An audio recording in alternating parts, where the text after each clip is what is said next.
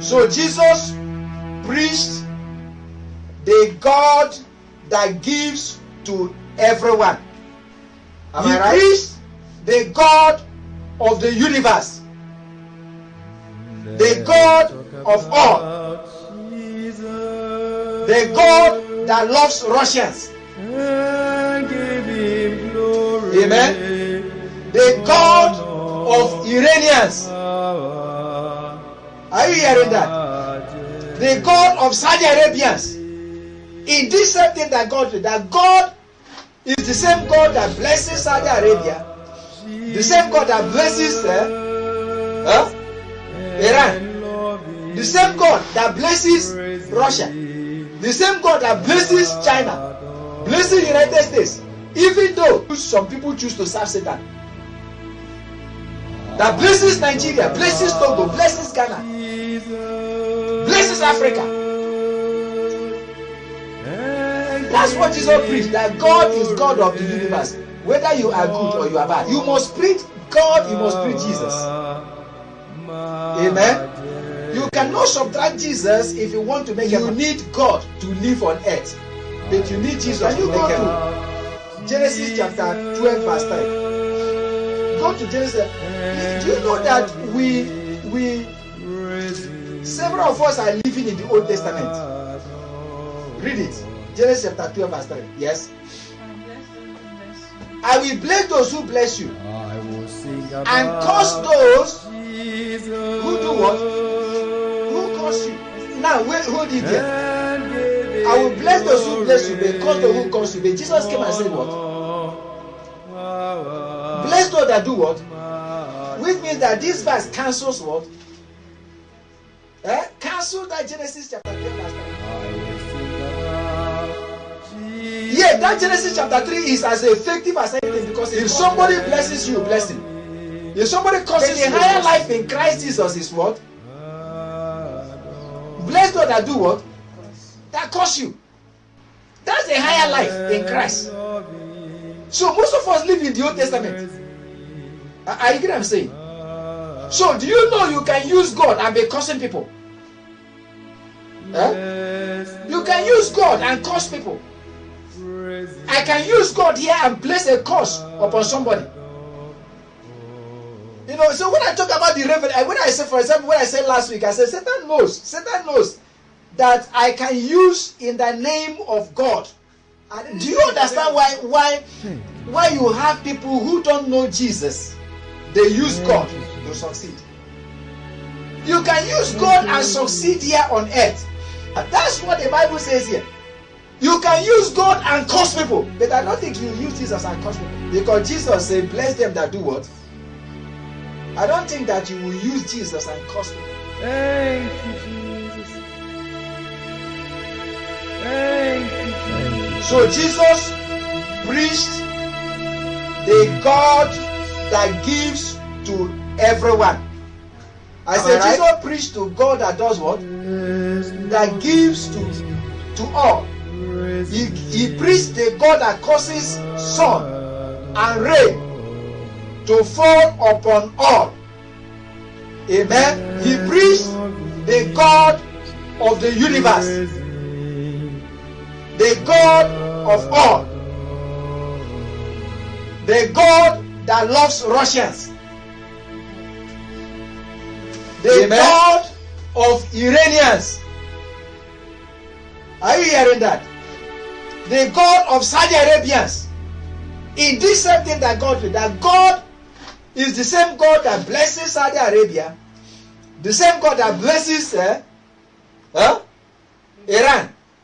the same God that blesses Russia, the same God that blesses China, blesses the United States, even though some people choose to serve Satan. That blesses Nigeria, blesses Togo, blesses Ghana, blesses Africa. That's what Jesus preached, that God is God of the universe, whether you are good or you are bad. Are you hearing that? And that's a very delicate state, which means that you can, with God, you don't need Jesus to really be prosperous on earth. True of us. What you need is who? You need God to be prosperous. You don't need Jesus. This verse of the Bible here tells you you don't need Jesus to be prosperous. That what you need is God. So which means that you can confidently forget about Jesus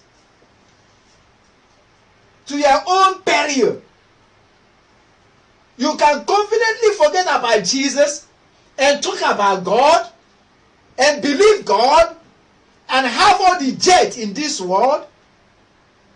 You don't listen to the word of Jesus, what Jesus has told you. You don't accept Jesus. You only believe God. Do you know why God blesses you? You know in this thing that we studied, you know in this. I say you must be born again. Can you go to John chapter, I'll come back to this. Let's go to John. Go to John chapter 3. Go to John chapter 3. Let me read something to us from this commentary. Let me read something to us. John chapter 3, verse 5. John chapter 3. Read John chapter 3, read from verse 3 to verse 5. Jesus replied, that's a reply Nicodemus. With all the earnestness that I possess, I tell you this. Unless you are born again, Unless you are born again, you can never get into the kingdom of God. Unless you are born again, you can never. Remember who Jesus was talking to? Who was Jesus talking to? He was really talking to, can you read from verse 1? He said, except you are what? He was talking to a Jew. Unless you are. The reason today I'm telling us, I tell us the other, that's why you need to have different teachings, understand it. Without Jesus, you can never enter the kingdom. Without understanding the teachings of Jesus. Yet Jesus never contravened the Old Testament. You know what Jesus did? What Jesus did was, as Jesus cancelled all those ones, he paid them with his life. Are you hearing it? Are you getting what I'm saying? Because when Jesus came and cancelled the curse that his father placed on the law, for example, he says he will hate the children. That is, he said he will punish the children that hate him. Right? Then Jesus now said what? To do what? To love them that do what? That hate you. You bless them that curse you. You do good to them that hate you. So you find out that the Lord Jesus came up to cancel so many of the curses of the old, so that himself could bear them. Amen? And bring freedom to our life. So that, because no person can please God. Amen? One way or the other, you will contravene the law of God. If you don't contravene the covenant that he gave to Abraham, you contravene the covenant he gave to Moses. If you don't, you contravene the covenant that he gave to David. Do you understand that? You contravene them. And if you contravene any one of them, you are still subject to death. You can't choose any aspect. That is why no person can fulfill the law. Praise the Lord. Let's move on a little bit. Yes, read from verse 1 there. Jesus said, except you're born again, you can never enter the kingdom. Yes. After that one night, yes, a Jewish religious leader, yes, came to him. So we know he's a Jewish religious leader, right? That's what we wanted to bring across. He's a Jewish what? Religious what? Leader. Now go to verse 10. Read verse 9 and 10 of that place. What do you mean? Nicodemus asked. Good. And verse 10. Jesus replied, Jesus said, "You are a respected Jewish teacher, you are a respected Jewish teacher, and yet you don't understand. and yet you don't understand what I am talking about. I'm telling you what I know I'm telling you what I know and have seen, I have seen, and yet you won't believe." and yet you won't believe. A respected Jewish teacher, but he needed to understand what Jesus was talking about. Amen. He told a respected Jewish teacher he must be born a he must be born again. Then what does it mean to be born again? What does it mean? Read verse 5. Go to verse 5. Yes. And read.